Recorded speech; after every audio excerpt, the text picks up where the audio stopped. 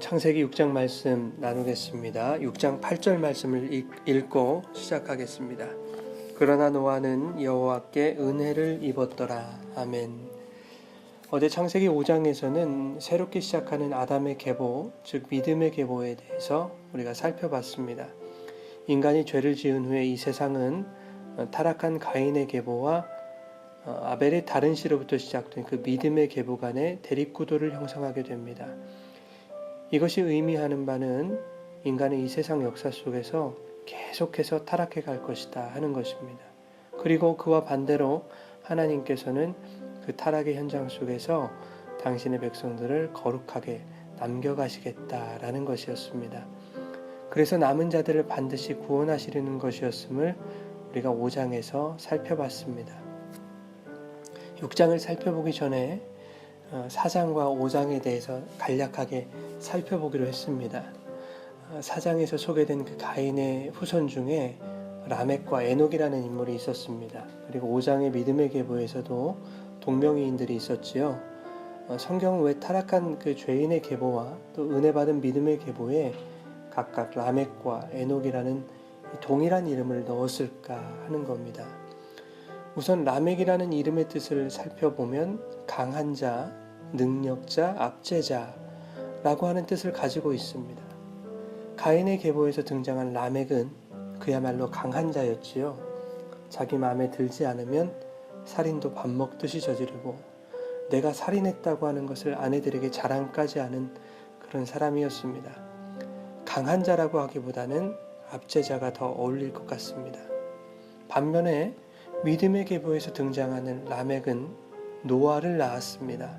노아의 뜻은 위로자였습니다. 다시 말하면 그는 위로를 낳은 것입니다. 두 라멕은 강한 자라는 동일한 뜻의 이름을 가지고 있었습니다만 한 사람은 내 힘을 의지하고 세상적인 권세를 자랑하는 자였고 또 한 사람은 인류에게 위로를 전하는 자로 나타나고 있다는 것입니다. 하나님은 이 대조를 통해서 진정으로 강한 것이 무엇인가 이것을 말씀하시려는 듯합니다. 가인이 하나님을 떠난 후에 에녹을 낳고 성을 쌓습니다. 하나님을 떠난 인간은 늘 불안과 염려 가운데 살아갈 수밖에 없습니다. 그래서 나와 내 영역을 보호하기 위해 자신만의 성을 쌓게 되는 것입니다. 바벨탑과 다를 것이 없는 것이지요. 가인이 성을 쌓고 그 이름을 에녹성이라 짓습니다. 에녹의 이름은 봉헌되었다라는 뜻이었지요. 가인은 자신의 자식마저도 인간의 힘과 능력으로 쌓아 올린 그 세상 나라에 봉헌해버린 것입니다. 반면에 믿음의 계보에서의 에녹은 하나님과 동행하며 죽음을 경험하지도 않고 천국에 올라간 인물이었습니다. 즉 하나님과 동행하여 하나님 나라에 봉헌된 사람인 것입니다. 성경은 이렇게 선과 악의 대립구도 그리고 이 대조를 통해서 이 땅의 성도들이 무엇을 추구하고 또 무엇의 가치를 두어야 하며 무엇을 따라야 하는지를 가르치고 있는 것입니다. 이제 6장을 살펴보겠습니다. 6장은 신학적으로 다양한 해석을 가지고 있고 많은 이견들이 대립하고 있는 부분입니다. 하나님의 아들들이라는 표현 때문인데요. 이것에 대해서는 몇 가지 입장이 있습니다. 첫째는 천사들이다. 둘째는 세상의 왕들이다. 권세자들이다. 셋째는 셋의 후손, 그러니까 믿음의 계보에 속한 자들이다. 넷째는 영적인 해석인데요. 그냥 믿는 자들이다. 이 네 가지 입장으로 나뉩니다. 사람의 딸들에 대한 해석은 자연스럽게 천사가 아닌 인간이다. 또 가인의 계보에 속한 여인들이다. 힘없고 약한 자들이다. 믿지 않는 자들이다. 이렇게 되겠지요. 그래서 이 둘의 결혼에 의해 태어나게 되는 네피림이라고 하는 이 존재는 어떠한 존재인가? 이것에 대해서도 의견이 분분합니다. 이러한 부분에 대해서는 강의 시간에 자세히 다루도록 하겠습니다. 그런데 이러한 것들보다 더 중요한 핵심이 있습니다. 6장 3절에서는 여호와께서 하나님의 영이 영원히 사람과 함께 하지 아니하리라 라고 말씀하십니다. 그 이유는 1절과 2절 하나님의 아들들과 사람의 딸들의 결혼 때문이었죠. 하나님은 이것이 바로 사람들에게서 하나님의 영이 떠나시는 죄라고 말씀하시는 것입니다. 그래서 5절은 여호와께서 사람의 죄악이 세상에 가득했다. 마음으로 생각하는 모든 계획이 항상 악할 뿐임을 보셨다. 이렇게 말씀하고 계시는 것입니다. 그리고 6절에는 인간을 만드신 하나님의 한탄이 나옵니다. 그 결과 7절에는 인간뿐만 아니라 창조하신 모든 것을 지면에서 쓸어버리시겠다고 예고하고 계시는 것입니다.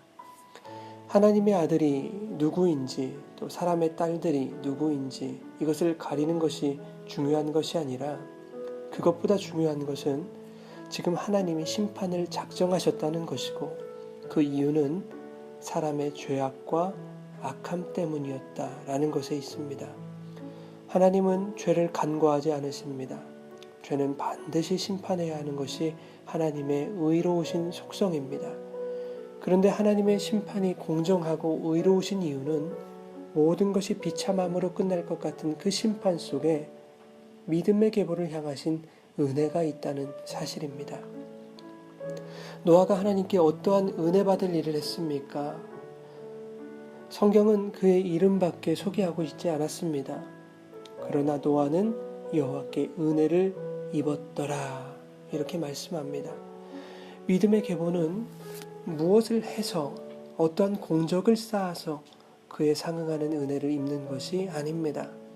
하나님이 선택하시고 남겨가시는 믿음의 계보는 하나님의 주권 안에 있고 하나님은 당신이 택한 자들의 어떠한 행위나 의지나 생각 따위에 관계없이 그들에게 은혜를 주신 것입니다.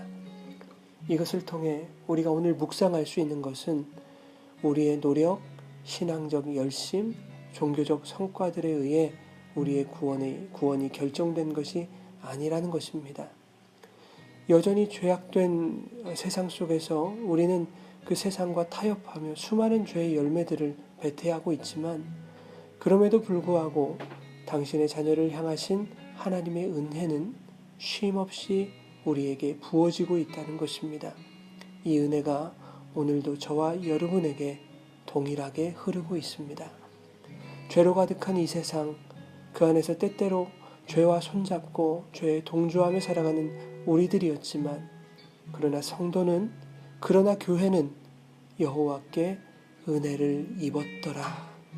이 말씀이 오늘 저와 여러분에게 말할 수 없는 감사와 감격으로 찾아오게 되기를 주님의 이름으로 축원합니다.